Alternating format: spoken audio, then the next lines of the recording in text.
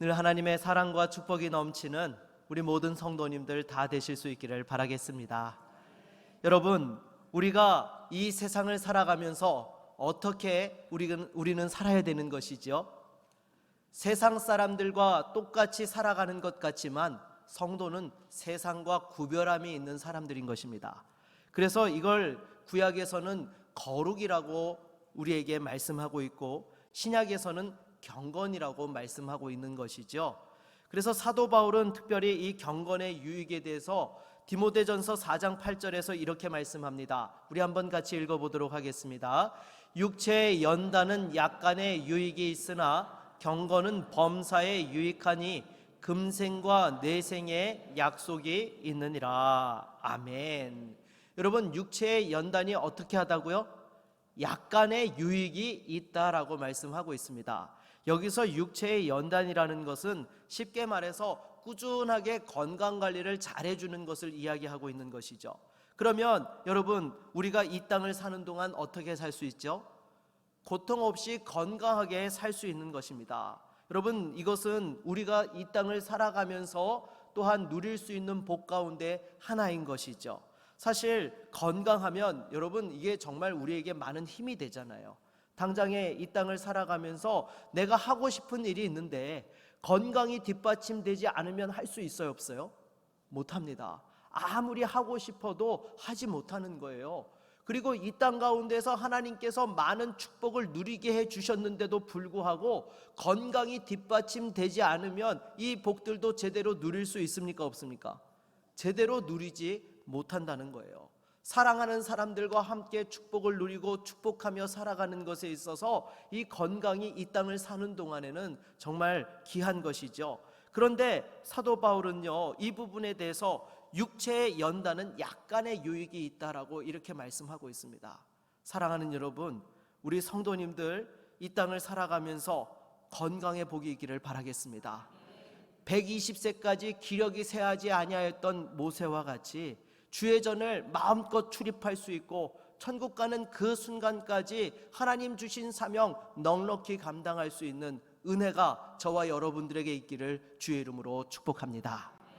그런데 사도 바울이 경건에 대해서는 무엇이라고 말씀하고 있습니까? 범사에 유익하고 금생과 내생에 약속이 있다라고 말씀하고 있어요. 여러분, 금생이라는 것이 무엇이죠? 지금 우리가 살아가고 있는 인생을 말씀하고 있는 것이죠. 그러면 내생이라는 것은 무엇입니까? 우리가 죽음 이후에 영원한 천국에서 누리게 되는 삶을 이야기하고 있는 것입니다. 그런데 경건하게 되어지면은요, 이 땅에서도 하나님이 주신 약속과 축복이 있고 천국에서까지 하나님의 약속과 축복이 있다라는 것입니다. 사랑하는 여러분, 이 경건의 능력을 누리며 살아갈 수 있기를 바라겠습니다. 그렇다면 우리가 하나님 앞에서 이 세상을 살아가며 구별함이 있고 거룩하고 경건한 삶을 살아가는 것이 어떻게 드러나야 되는 것입니까? 우리 오늘 본문 26절로 27절을 한번 읽어보도록 하겠습니다. 같이 읽습니다. 누구든지 스스로 경건하다 생각하며 자기 혀를 제갈 물리지 아니하고 자기 마음을 속이면 이 사람의 경건은 헛것이라. 하나님 아버지 앞에서 정결하고 더러움이 없는 경건은 곧 고아와 과부를 그 환난 중에 돌보고 자기를 지켜 세 속에 물들지 아니하는 그것이니라. 아멘. 여러분, 우리가 이 세상 가운데서 경건의 능력으로 살아간다라는 것은 그 입술이 경건해야 되고 또한 어려움 당한 자들을 긍휼히 여길 줄 알며 세 속에 물들지 않는 것이 경건이라 말씀하고 있는데요, 구체적으로 이러한 경건의 능력에 대해 살펴보고 세상을 이길 수 있는 저와 여러분 모두가 되기를 주의 이름으로 축복합니다. 먼저 우리가 경건의 능력으로 승리하기 위해서는요, 우리의 입술이 경건해야 하는 것입니다. 여러분, 오늘 26절 말씀을 다시 한번 읽어볼까요? 26절입니다. 누구든지 스스로 경건하다 생각하며 자기 혀를 제갈 물리지 아니하고 자기 마음을 속이면 이 사람의 경건은 헛것이라. 아멘. 여러분, 오늘 말씀을 보니까 야고보는 우리가 경건한 삶을 살아가기 위해서는 무엇보다 자기 혀에 재갈을 물려야 된다라고 이렇게 말씀하고 있습니다. 기본적으로 재갈이라는 것이 무엇입니까? 소나 말 같은 짐승을 길들여서 주인이 원하는 대로 부리는 것을 목적으로 사용하는 것이 바로 재갈인 것이죠.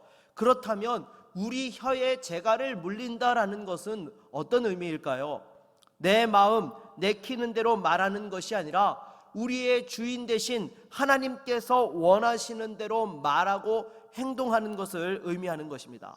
만일 하나님께서 원하시는 대로 말하지 아니하고 내 생각이 앞서서 말하게 되면 오늘 말씀을 보니까 뭐라고 이야기해요? 그러한 경건은 헛것이고 아무리 스스로 경건하다 할지라도 그것은 자신을 속이는 것이 된다라고 이렇게 말씀하고 있는 것입니다. 그러기에 야고보는 우리에게 뭐라고 말씀하는가 하면요, 우리 19절 말씀을 읽어보도록 하겠습니다. 19절입니다. 내 사랑하는 형제들아, 너희가 알지니 사람마다 듣기는 속히 하고 말하기는 더디하며 성내기도 더디하라. 아멘. 먼저 어떻게 하라고 말씀하고 있습니까? 듣기는 어떻게 하라고요? 속히 하고 말하기는 더디하고 성내기도 더디하라라고 말씀하고 있어요. 누군가 말할 때에 먼저 판단하고 화를 내어서는 안 된다는 것입니다. 끝까지 상대가 말하는 요지가 무엇인지를 잘 들어야 하는 것이죠. 더욱이 여러분, 우리 한국말은 어떻습니까? 이 영어와 다르기 때문에 끝까지 잘 들어봐야 되는 것입니다. 여러분, 영어는 어순이요, 주어가 나오고 바로 동사가 나옵니다. 그래서 내가 무엇을 말하고자 하는지 결론을 이야기해 놓고 거기에 따른 설명을 하는 것이 영어의 구조인 거죠. 그런데 우리 한국어는 어떻습니까? 끝까지 들어봐야 아는 거예요. 내가 뭘 어쩌고 했는데 끝에 가서 한 것 같은데 안 했다라고 하면 어떻게 되는 거예요? 안 한 게 되는 거예요. 근데 중간에 설명을 하는데 안 한 것처럼 이야기했는데 마지막에 가서 했다라고 하면 뭐가 되는 거예요? 했다가 되는 거예요. 한국어는요, 미리 판단하면 안 됩니다. 말을 끝까지 들어봐야지만 실수를 하지 않는 것이죠. 그러기에 여러분, 무엇보다도요, 우리가 이 말을 들을 때는 잘 들을 줄 알아야 되는 거예요. 그리고 이어서 20절 말씀도 한번 읽어보도록 하겠습니다. 같이 읽습니다. 사람이 성내는 것이 하나님의 의를 이루지 못함이라. 아멘. 여러분, 우리가 화를 내면 어떻게 된다고요? 하나님의 의를 이루지 못한다라고 말씀하고 있어요. 여러분, 여기서 하나님의 의를 이루지 못한다는 것은 하나님께서 기뻐하시지 않는다는 것을 말씀하는 것입니다. 결국 혈기를 부리고 화를 내면 죄 짓는 것으로 연결되기 때문에 하나님의 의를 이루지 못하고 기쁨이 되지 못한다는 것입니다. 그러면 우리가 생각해 볼 수 있는 것이 있죠. 예수님께서 공생의 기간 동안 성전에 들어가셔서 어떤 일을 하신 적이 있어요? 막 화를 내신 적이 있잖아요. 장사치들을 보면서 이 집은 기도하는 집이라고 말씀하시면서 그 성전에서 장사하고 있는 장사꾼들을 다 둘러 엎으시고 그 채찍으로 그들을 내쫓았던 그런 일들이 있잖아요. 이것은 무엇입니까? 하나님께서 바로 거룩한 분노를 가지고 하나님의 의를 이루신 것이 바로 예수님의 성전 정화 사건인 것입니다. 그렇다면 여러분, 이런 생각을 하는 분들이 있을 거예요. 우리도 주님께서 거룩한 분노를 가지고 하나님의 의를 세우신 것처럼 나도 거룩한 분노를 가지고 하나님의 의를 세운다라고 이렇게 생각하는 분들이 계실 것입니다. 그러면 여러분, 진짜로 내가 거룩한 분노로 하나님의 의를 세우는 것하고요, 내가 혈기를 부리는 것하고 가장 큰 차이점이 무엇일까요? 그것은 바로 상대를 향한 긍휼함과 사랑이 있는지 여부를 살펴보면 안다라는 거예요. 여러분, 우리 주님께서 십자가에 달리실 때에 뭐라고 말씀하셨습니까? 아버지, 저들을 사하여 주옵소서, 자기들이 하는 것을 알지 못함이니이다 라고 그들을 긍휼히 여겨달라고 용서해달라고 기도하였던 것이죠. 그리고 스데반 집사님도 돌에 맞아 순교할 때에 뭐라고 기도했습니까? 무릎을 꿇고 크게 불러 이르되 주여, 이 죄를 그들에게 돌리지 마옵소서, 이 말을 하고 자니라 라고 말씀하고 있어요. 여러분, 상대를 향하여서 정말로 긍휼히 여기고 또한 그들을 끝까지 사랑하고 어떻게 해서든지 돌이키고자 하는 그러한 마음이 있었다라는 것입니다. 그러기에 거룩한 분노냐 혈기냐의 가장 큰 차이점은요, 상대를 향해서 내가 긍휼히 여기고 사랑하는 마음이 있느냐, 아니면 내가 상대를 향해서 미움이 있고 감정이 먼저 앞섰느냐, 그것을 보게 되면 이것이 거룩한 분노인지 혈기인지 구분이 된다는 거예요. 그러기에 여러분, 당장 부모님이 자녀들을 훈육할 때도 보세요. 부모가 화를 내지만 자녀가 너무 미워서 원수 갚으려고 그렇게 화를 내는 것입니까? 그런 부모는 한 사람도 없지요. 자녀를 너무 사랑하기 때문에 안타까워서 말로 해도 안 들으니까 화가 나서 폭발하는 거예요. 그러니까 거룩한 분노를 품는다고 하면은요, 상대를 향한 사랑과 긍휼이 그 바닥에 깔려 있어야 되는 거예요. 그게 없으면, 미움과 감정이 앞선다고 하면 거룩한 분노를 포장한 인간적인 자기의와 혈기일 뿐이라는 것입니다. 그러기에 우리의 혀를 재갈 물리기 위해서는요, 여러분, 우리 마음을 잘 다스리는 것에서부터 시작해야 되는 것이죠. 왜냐하면 우리의 입술의 말이라는 것은 결국 무엇입니까? 우리의 심중에 있는 것이 나오는 거예요. 우리의 심중에 어떠한 것으로 채워져 있느냐가 우리의 입술의 말을 좌우하게 되는 것입니다. 우리 21절 말씀을 한번 같이 읽어볼까요? 같이 읽겠습니다. 그러므로 모든 더러운 것과 넘치는 악을 내버리고 너희 영혼을 능히 구원할 바 마음에 심어진 말씀을 온유함으로 받으라. 아멘. 여러분, 우리의 마음에 있는 모든 악하고 더러운 것들을 제거하고 깨끗하게 할 수 있는 가장 좋은 비결이 무엇이냐? 바로 하나님의 말씀으로 채우는 것인 줄로 믿습니다. 하나님의 말씀이 우리에게 함께 하실 때에 바로 우리의 입술이 하나님 앞에 순종하게 되어지고 우리의 삶이 하나님이 기뻐하시는 삶으로 인도하심을 받게 되는 것입니다. 그러기에 여러분, 항상 우리가 진정한 의로움은 내게 있는 것이 아니라 우리 주님께 있다라는 사실을 잊지 말아야 되는 것입니다.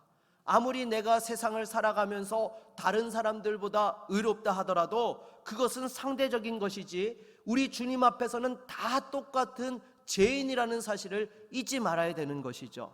다시 한번 우리 주님의 그 의를 힘입어서 우리의 입술로 하나님 앞에 영광 돌리며 하나 되어지는 믿음의 성도들이 될 수 있기를 주의 이름으로 축원합니다. 두 번째로 경건의 능력은 좋은 위로자가 되는 것입니다. 여러분, 오늘 본문 27절을 다시 한번 읽어볼까요? 같이 읽겠습니다.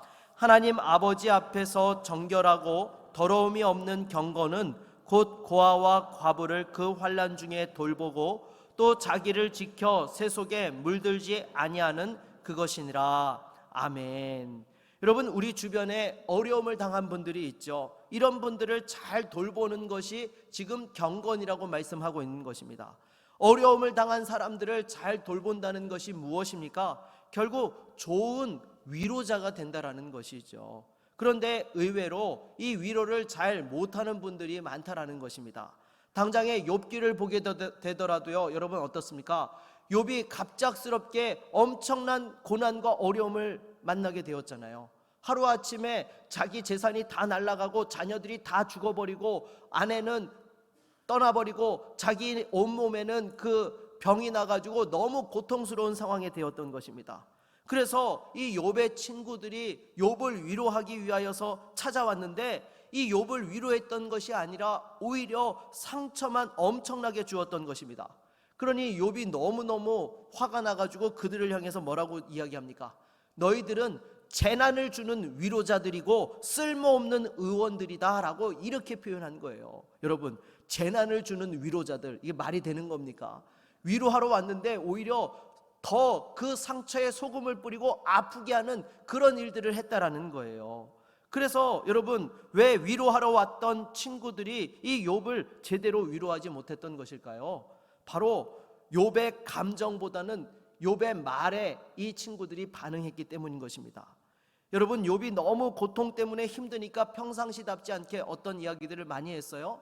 거칠게 이야기를 많이 한 거예요. 나는 의롭다, 고통이 너무 심해 견딜 수 없다, 애둘러서 죽고 싶다는 그런 표현을 했죠. 자기가 태어난 날을 저주한 거, 자기 스스로 죽고 싶다는 말을 할 수 없으니까 그렇게 표현을 했던 것입니다. 그러니까 엘리바스라는 친구가 뭐라고 합니까? 그 욥의 말꼬리를 잡아가지고 그 말에 대한 부당성에 대해서 논쟁을 벌입니다. 사실 여러분, 사람이 너무나 힘들고 고통스러우면 말이 좋게 나갑니까? 거칠게 나갑니까? 거칠게 나가요. 당장에 우리가 힘들어도 뭐라고 합니까? 힘들어서 죽겠다라고 이야기해요. 여러분, 사실 그러면 안 되잖아요. 어떻게든 살아야죠. 죽기는 왜 죽습니까? 근데 너무 힘드니까 나도 모르게 그 말이 거칠게 나가는 거예요. 그래서 여러분, 이런 상황에서는요, 액면 그대로의 말이 아니라 그 말을 하는 사람의 감정을 읽을 줄 알아야 되는 것이죠. 당장에 여러분, 가정에서 자녀가 수험생이에요. 공부를 열심히 해야 되는데 부모가 볼 때에 너무너무 공부를 안 하는 거예요. 그래서 얘야 공부 좀 해라, 공부 좀 해라, 좋은 말로 하는데도 잘 안 들어요. 그러면 나중에 부모가 자녀에게 뭐라고 이야기합니까? 너 더 이상 공부하지 마. 그렇게 살려면 너 나가. 여러분, 이렇게 이야기하잖아요. 네. 뭐 이런 얘기 안 해보셨어요?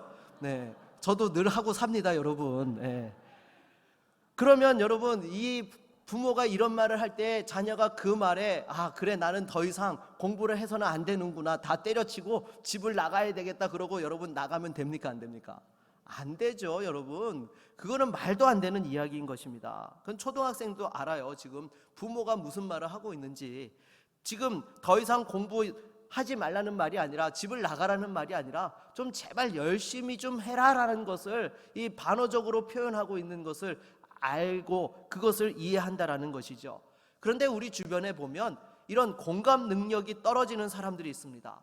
자신에 대해서는 상대가 자신의 감정을 이해해 주기를 바라면서도 정작 본인은 상대방의 감정을 제대로 공감해 주지도 못하고 이해하지도 못한다는 거예요.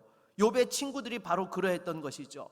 욥의 말을 가슴으로 들어야 되는데 귀로 들었기 때문에 오히려 논쟁을 벌이러 오게 된 그런 결과를 초래하게 되었던 것입니다. 그리고 오히려 그런 상황에서 사람들은 일반적으로 어떻게 반응합니까? 상대방의 그 고난이 혹시나 나에게까지 불똥이 튈까봐 경계를 하고 선을 긋는 그런 행동들을 하기 일쑤다라는 거예요. 당장에 욥의 친구들도 그런 반응을 보이니까 욥이 그들에게 한 말이 있어요. 우리 욥기 6장 21절에서 23절 한번 읽어보겠습니다. 같이 읽겠습니다. 이제 너희는 아무것도 아니로구나. 너희가 두려운 일을 본즉 겁내는구나. 내가 언제 너희에게 무엇을 달라고, 나를 위하여 너희 재물을 선물로 달라고 하더냐? 내가 언제 말하기를 원수의 손에서 나를 구원하라 하더냐? 폭군의 손에서 나를 구원하라 하더냐? 아멘. 여러분, 사람들은요, 혹시나 자기에게 불이익이 올까봐 어려움을 당하고 있는 사람을 보게 되면요, 긍휼히 여기고 다가가기보다는 이상한 논리로 오히려 상대를 공격하고 비난하는 경우들이 비일비재하다는 것입니다. 당장에 예를 들어서요, 어떤 사람이 사업을 하다가 너무 큰 어려움을 만나게 되었어요. 그러면 어떻게 됩니까? 정말로 긍휼히 여기고 위로해야 되는 거예요. 그런데 오히려 뭐라고 비난해요? 평상시 그렇게 잘난 척하더니 꼴 좋다, 한번 쓴맛을 봐야지 정신을 차리지, 뭐 이러면서 비난을 한다는 거예요. 왜요? 혹시나 자신에게 손해가 끼칠까봐 합리화를 해서 자기 나름대로 손절치고 선을 긋는 것이죠. 그래서 어려움을 당한 사람들이 하는 말이 무엇인가 하면요, 어려움도 어려움이지만 오히려 그 어려움 때문에 사람들 관계까지 끊어지고 자존심이 무너지는 것이 너무나 더 고통스럽다라고 이야기를 하는 것입니다. 혹시나 도움을 구할까봐 사람들이 자신을 멀리하는 것에 상처받고 더 힘들게 되는 것이죠. 그러기에 좋은 위로자가 되기 위해서는요, 세 가지가 필요합니다. 먼저 상대방의 감정을 이해할 줄 알아야 되는 거예요. 그리고 두 번째로는 상대의 짐을 함께 나눠질 줄 알아야 되는 것이죠. 그리고 세 번째로는 상대의 자존심을 세워주어야 하는 것입니다. 감정을 이해하고 짐을 나눠지고 자존심을 세워줄 때 좋은 위로자가 되는 것인데요, 그 첫 단추가 무엇이냐? 상대의 마음을 이해하는 것에서부터 시작한다는 것입니다. 이게 되지 않으면 절대로 제대로 된 위로를 할 수 없는 것이죠. 그러면 상대의 감정을 이해하고 한 마음을 품기 위해서는 어떻게 하는 것이 가장 좋을까요? 바로 기도하는 것인 줄로 믿습니다. 여러분, 기도할 때에 하나님께서 상대의 마음을 이해하게 하여 주시고 한 마음을 품을 수 있도록 인도해 주시는 거예요. 혹시 지금 여러분들 가운데에 정말 사랑하고 함께 해야 되는 이들과 오히려 그 관계가 악화되어지고 감정이 상해서 마음이 나뉘어져 있는 분들이 계십니까? 무엇보다도 하나님 앞에 기도하시기 바랍니다.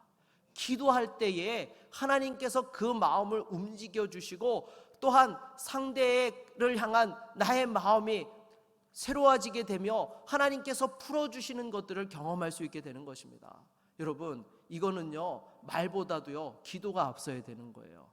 그럴 때에 정말 하나님께서 마음을 풀어주시고 하나 되게 하시는 것이죠. 혹시 정말로 사랑하고 함께 해야 되는 사랑하는 이들과 어려움 속에 있다라고 한다면 여러분, 하나님께서 한 마음을 품게 해 주실 때까지 기도할 수 있기를 바라겠습니다.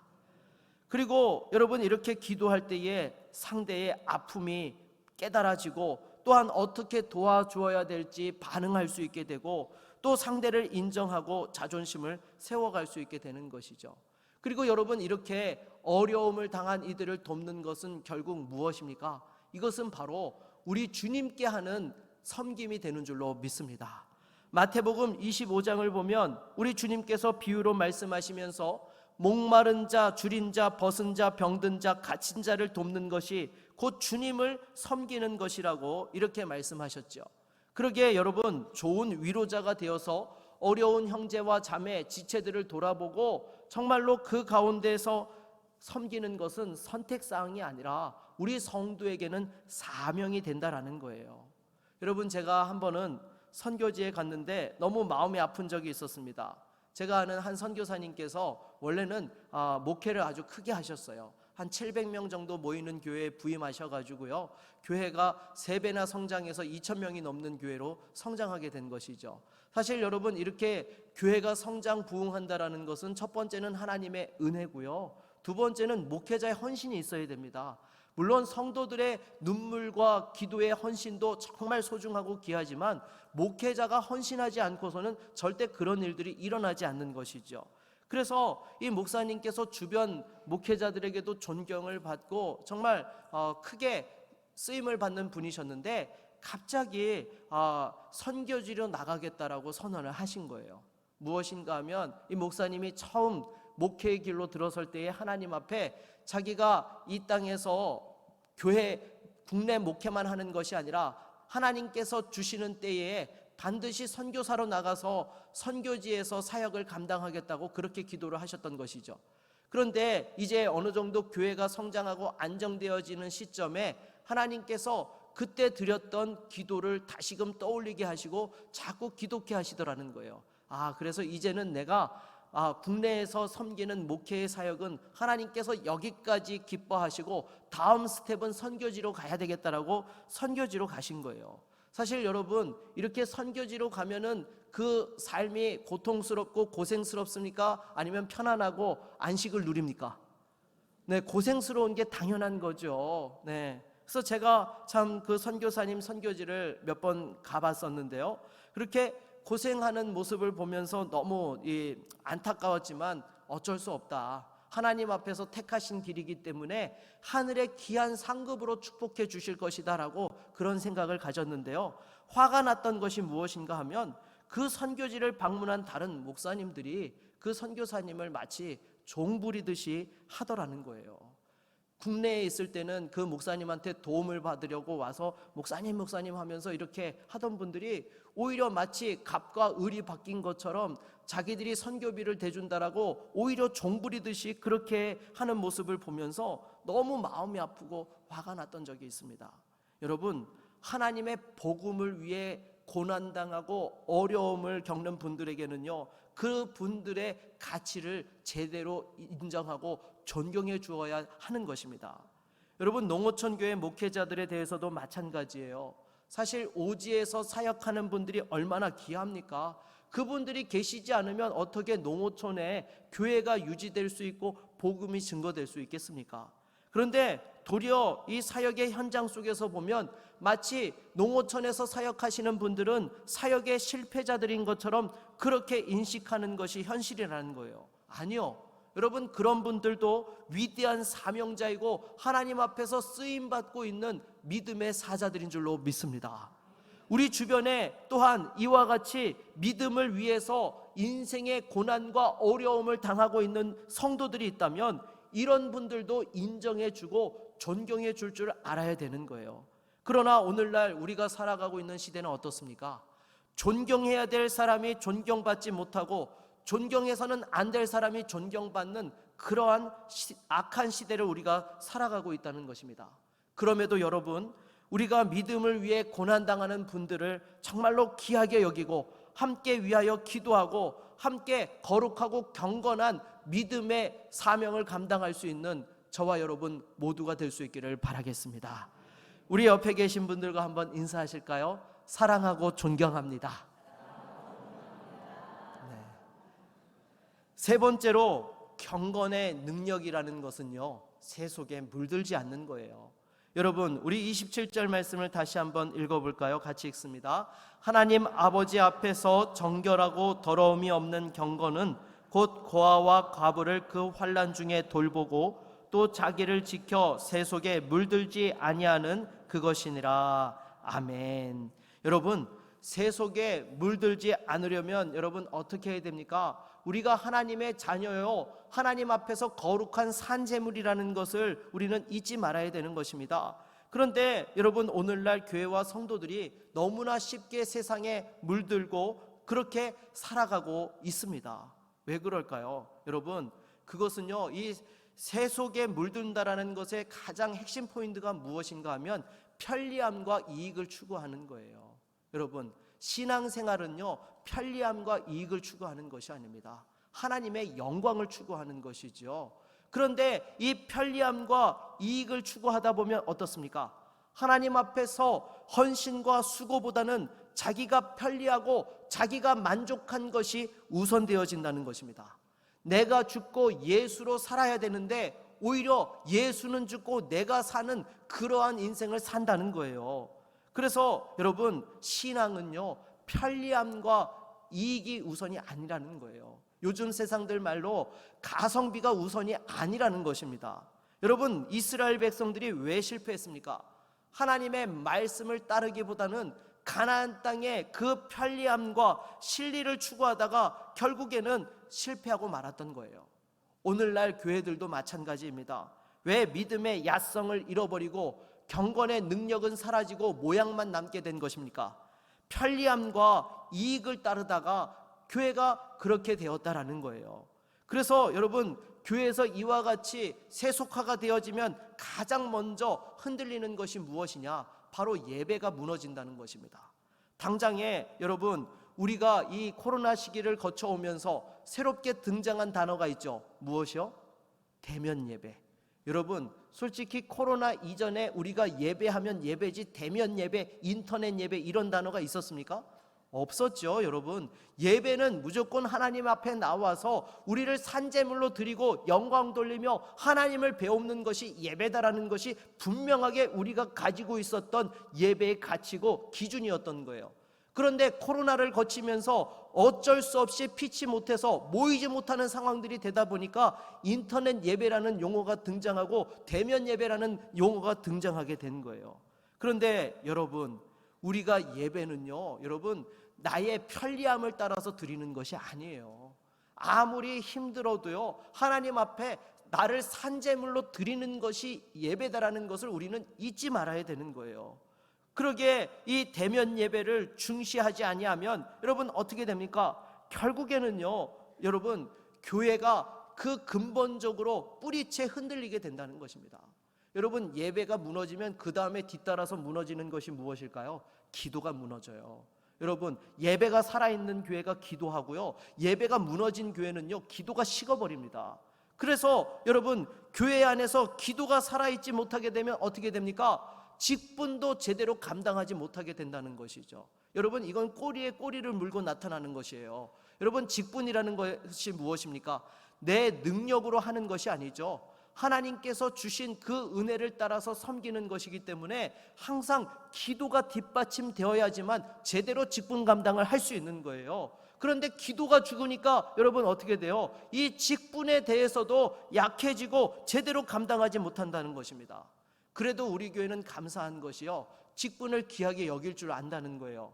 그런데 제가 서울에서 목회하고 있는 목사님들과 이야기를 하느라 보면 그런 이야기들을 하세요. 무엇인가 하면 성도들이 직분을 맡지 않으려고 해서 큰일 났다라는 그런 말씀을 하시는 겁니다. 무엇인가 하면 여러분, 교회에 중직이 되면 어떻습니까? 자기가 하기 싫어도 교회에서 어떤 사명을 감당하라고 하면 해야 됩니까? 하지 말아야 됩니까? 해야 되죠. 내가 하고 싶지 않아도 내가 교회의 중직으로서, 안수집사로, 권사로, 장로로서 어떠한 역할을 감당하라고 하면은요, 내가 하고 싶지 않아도 그 일을 해야 되는 것입니다. 그런데 여러분, 직분을 지금 서울에 있는 성도들이 고사한다는 거예요. 왜요? 자기가 원하는 봉사만 하고 자기 만족이 되는 대로 교회를 섬기고 신앙생활을 한다고, 그렇게 편하게 신앙생활을 하려고 교회의 중직을 거부한다라는 것입니다. 여러분, 하나님께서 왜 여러분에게 은사를 주시고 물질을 주시고 건강을 허락해 주셨습니까? 하나님 더 잘 섬기고 주의 몸된 교회를 세우며 주신 직분 충성스럽게 감당하라고 그와 같은 축복을 주신 거예요. 그런데 그 사실을 잊어버리고 나의 편리함과 만족만을 쫓아서 신앙생활을 한다? 아니요, 여러분, 이건 절대로 하나님 기뻐하시는 신앙의 모습이 아닌 것입니다.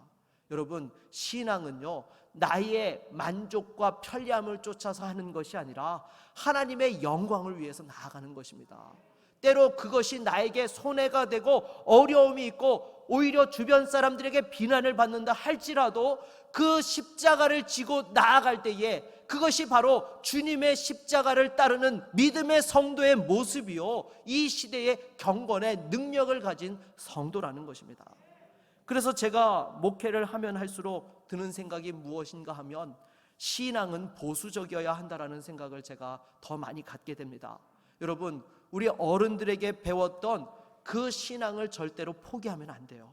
세상의 편리함과 가성비를 쫓다 보면 가랑비에 옷 젖듯이 나도 모르게 세속에 물들고 하나님을 섬긴다 하면서도 오히려 세상과 양다리 걸치고 세상 논리로 살아가게 되는 거예요. 그리고 이렇게 세상의 논리를 하나 둘 인정하다 보면 여러분, 절대로 신앙 지키지 못합니다. 하나를 내어주면 결국 전부를 다 내어주게 되는 것입니다. 갈수록 편리함과 이익과 가성비가 우선시 되어지는 이 불경건의 시대 속에서도 여러분, 세상의 풍조를 따르는 것이 아니라 정말로 오히려 마음을 새롭게 함으로 변화를 받아 하나님의 기뻐하시고 하나님의 온전하신 뜻을 깨달아서 이 경건의 능력으로 살아갈 수 있는 저와 여러분 모두가 될 수 있기를 바라겠습니다. 말씀을 맺겠습니다. 경건은 모양이 아니라 능력이 있어야 합니다. 진짜로 경건해야 돼요. 그러기 위해서는 우리 중심이 말씀과 기도로 채워져서 우리의 입술을 하나님이 다스려 주셔야 되고, 우리 주변에 어려움을 당하는 이들을 돌아볼 줄 알아야 되며, 또한 나아가서 이 세속에 물들지 아니하고 하나님이 기뻐하시는 뜻을 행할 수 있어야 되는 것입니다. 부디 진정한 경건의 능력으로 세상을 이기고 하나님과 동행하며 영광 돌릴 수 있는 믿음의 종들이 다 되시기를 주의 이름으로 축원합니다. 우리 한번 같이 찬양하고 말씀을 의지하여 기도하겠습니다.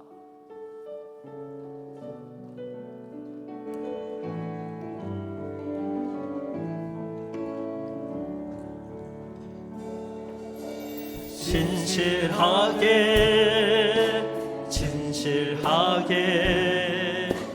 거룩하게 살게 하소서.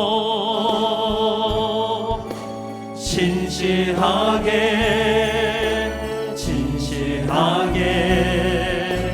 거룩하게 살게 하소서.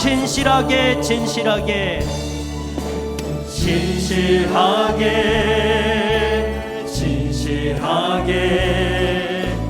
거룩하게 살게 하소서. 진실하게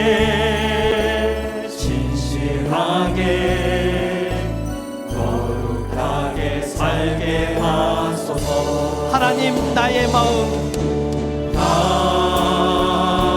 하나님 나의 마음 만져주소서. 하나님 나의 영혼 새롭게 하소서. 하나님 나의 기도 들어주소서. 하나님 나의 기도 들어주소서. 하나님 주의 길로 인도하소서. 여러분 말씀을 의지하여 함께 기도하며 나아가기 원합니다. 혹시 나도 모르게 경건의 능력은 잃어버리고 경건의 모양만 가지고 스스로 만족하며 살아가고 있지는 아니하였습니까? 하나님 다시 한번 우리 안에 말씀과 기도로 경건의 능력이 나타나게 하여 주옵소서. 우리의 입술을 통하여서 영혼을 살리는 자가 되게 하여 주시고 어려움을 당한 자들을 돌아보며 세속에 물들지 아니하고 하나님의 뜻을 온전히 행할 수 있는 믿음의 성도가 되게 하여 주시옵소서. 우리 함께 같이 기도하며 나아갑니다. 주여, 하나님 아버지, 이 시간 주 앞에 기도합니다. 주여, 우리의 모든 죄악과 허물들을 용서하여 주시옵소서. 날마다 경건함으로 살아간다 입술로 말하면서도 우리의 삶은 경건하지 못하였고 경건의 모양만 흉내낼 때가 많았음을 이 시간 주 앞에 회개합니다. 우리의 믿음 없음과 경건치 못하였던 것들을 용서하여 주시옵시고 다시 한번 하나님의 말씀과 기도로 우리의 심령이 새로워지게 하여 주시옵소서. 주여, 우리의 심령을 깨끗게 하여 주시소. 우리의 입술을 복되게 하여 주시고 거룩하게 하여 주셔서 사람을 살리는 그러한 말이 되게 하여 주시옵시고 주여, 우리에게 어려움을 당한 이들을 돌아보며 다시 한번 위로하고 함께 세워가는 믿음의 삶을 살게 하여 주시옵소서. 무엇보다 이 세상에 물들지 않게 하여 주시옵소서. 편리함과 세상의 만족을 추구하지 않게 하여 주시옵시고 다시 한번 자기 십자가를 지고 하나님의 뜻을 행하고 하나님의 온전하시고 기뻐하시는 길을 걸어갈 수 있는 거룩한 성도들이 되게 하여 주시옵시고 경건의 능력을 회복할 수 있는 하나님의 사람들이 되어줄 수 있도록 주여 우리를 긍휼히 여겨 주시옵시고 은혜를 주시옵소서. 우리를 불쌍히 여겨 주시옵소서. 예수 그리스도의 이름으로 기도드립니다. 아멘.